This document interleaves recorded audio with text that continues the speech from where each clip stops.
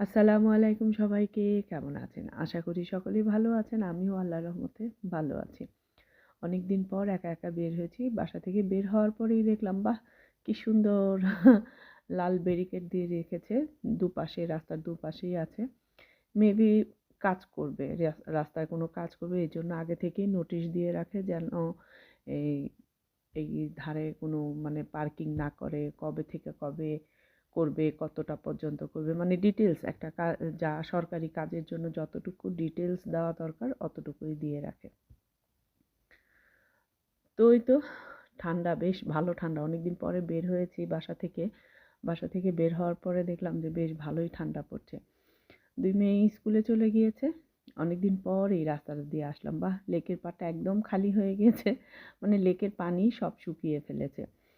এই বছর একটু মনে হয় তাড়াতাড়িই করে ফেলেছে, কারণ বেশ 2-1 জায়গায়, কারণ এই লেকটা অনেক দূর পর্যন্ত। এটার যে শেষ এবং শুরু কোথায় এই পর্যন্ত পারিনি। তবে ঘুরেছি অনেক জায়গায়, মানে লেকের ধার দিয়ে দিয়ে গিয়েছি অনেক, মানে শহরের এক প্রান্ত থেকে আরেক প্রান্ততে। যাই হোক, সেটা ডিটেলস বলার দরকারও নেই আমার। তো যাচ্ছি আর দেখছিলাম রাস্তা। যেটা বলছিলাম সেটা হলো গিয়ে বেশ কয়েকটা ধারে না মানে হয়েছে, পানি লিক করে। এই পানিটা আসলে তো রিজার্ভ করা থাকে, রিজার্ভের পানিটা থাকা মানে রেখে দেয় গরমের সময় সাধারণত। শীতের সময় একটু দেরিতে, এখন মাত্র নভেম্বর মাসে এই সময়, তারপরেও থাকে অনেক সময়। কিন্তু এবছর দেখলাম মেবি কাজ করাবে, এই জন্য পুরাটা আর কি তাড়াতাড়ি করে শুকিয়ে ফেলে। এটা তো অবশ্যই একটা প্রজেক্টের সরকারি প্রজেক্টের কাজ। তবুও যাচ্ছি, ভালোই লাগছিল অনেকদিন পর একা একা। শীতটা খুব এর মধ্যে অনেক শীতের ভিতরে এই যে রোদটা একটু একটু করে খুব ভালো লাগে। আর সবসময় বাসায় থাকি, এখন বাসায় থাকতে থাকতে দেখা যায় যে হঠাৎ করে বের হলে ঠান্ডাটা মনে হয় বেশি লাগে। আর একা একাই যাচ্ছি, আপনাদের সঙ্গে শ্যুট করছি। ইস! গাছের পাতাগুলি কি সুন্দর হলুদ হয়ে যায়। সবুজ থেকে হলুদ হয়, হলুদ থেকে লাল হয়ে তারপরে ঝরে যায়। গাছগুলি একেবারেই শূন্য হয়ে যায়। তবে এর সৌন্দর্যটা অনেক সুন্দর, অনেক ভালো লাগে দেখতে। ওই যে দূরের গাছগুলি কিছুটা হলুদ হয়েছে। আর এই পার্কের ভিতরে, স্কুলের পাশেই পার্ক যে ছিল, ওই পার্কে গিয়েছি। আরো 2 ভাবি আসবে, 3 জন আসবে বাঙালি। আমাদের এই সাইডটায় বাঙালি একেবারেই কম।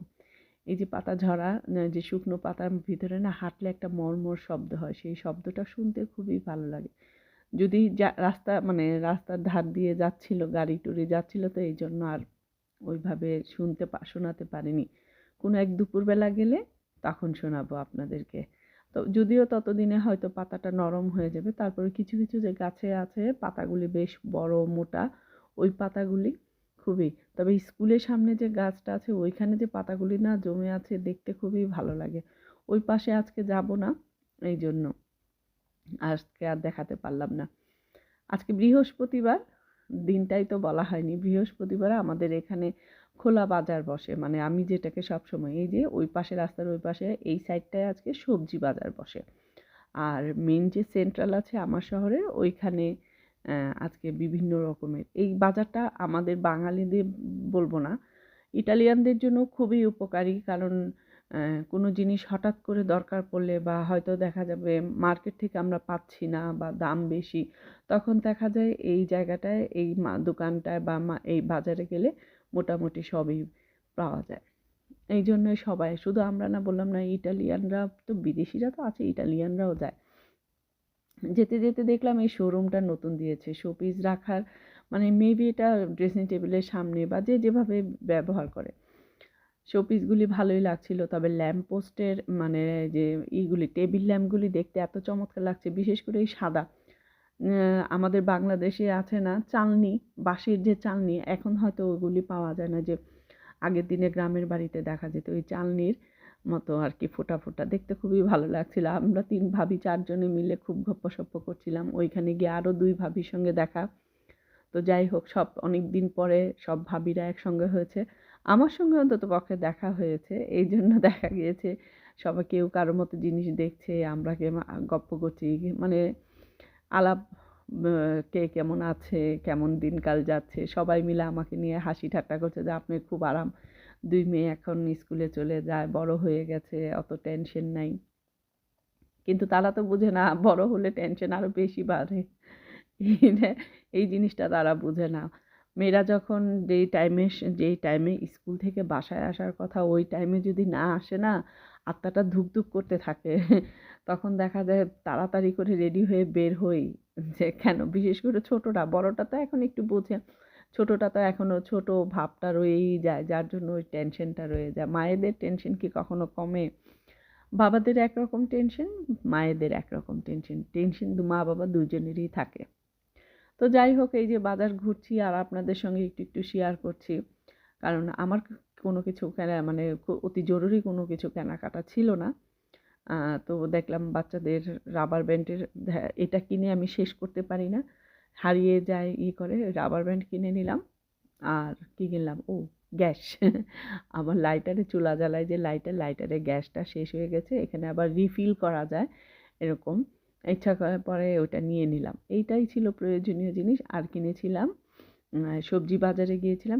অনেক ধরনের বাঙালি সবজি কিনেছি। কারণ এই শীতের সময় কিছু, কিছু জিনিস আছে শীতের সময়ই ভালো লাগে। সেটা অবশ্যই আপনাদের সঙ্গে পরবর্তী ভিডিওতে শেয়ার করব, কারণ আজকের ভিডিওটা বেশি লং করব না। বাজার-টাজার করে আমি আবার একা, একা ব্যাক করছি সেই পথ দিয়ে। তবে রোদটা এত ভালো লাগছিল না, মনে হচ্ছিল কিছুক্ষণ বসে বা দাঁড়িয়ে থেকে রোদ পোহাই। কিন্তু দুপুর হয়ে গেছে, রান্না করতে হবে। আর বাজার আনলে কিন্তু বাজার গোছানোর একটা ঝামেলা থাকে। আর যদি সেটা শাক-সবজি হয়, তাহলে ওই যে দেখেন ছায়াতে কিন্তু দেখা যাচ্ছে আমার কি বলে? আম আমার হাতে বেশ ভালো বড়সড় ব্যাগ। কারণ ওই বাজার থেকে তেমন কিছুই কিনিনি। শুধুমাত্র সবজি-টবজি কিনলাম। দেশি খাবার খেতে ইচ্ছে করছিল। দেশি, ইটালিয়ান সবটাই কিনেছি। জানি না আমার আজকের ভিডিওটা আপনাদের কাছে কেমন লেগেছে? যদি ভালো লেগে থাকে আর এই পর্যন্ত যারা আছেন আমার সঙ্গে, একটা লাইক বাটন দিয়ে যান। লাইক বাটনে একটা চাপ দিয়ে যান আরকি। আর খুব বেশি যদি ভালো লাগে তাহলে আপনার ফ্রেন্ডস অ্যান্ড ফ্যামিলির সঙ্গে শেয়ার করতে পারেন। কারণ আপনার একটা কমেন্ট আমাকে আমার কাজের উৎসাহ যোগায়। ইটালিতে এই যে এইভাবে ছাদের কাজগুলি করে, বা অনেক সময় অনেক বিল্ডিংয়ের হয়তো সিঁড়িটা চাপা থাকে, তখন এরকম ক্রেন এনে কাজ করে। ভালো থাকবেন সবাই।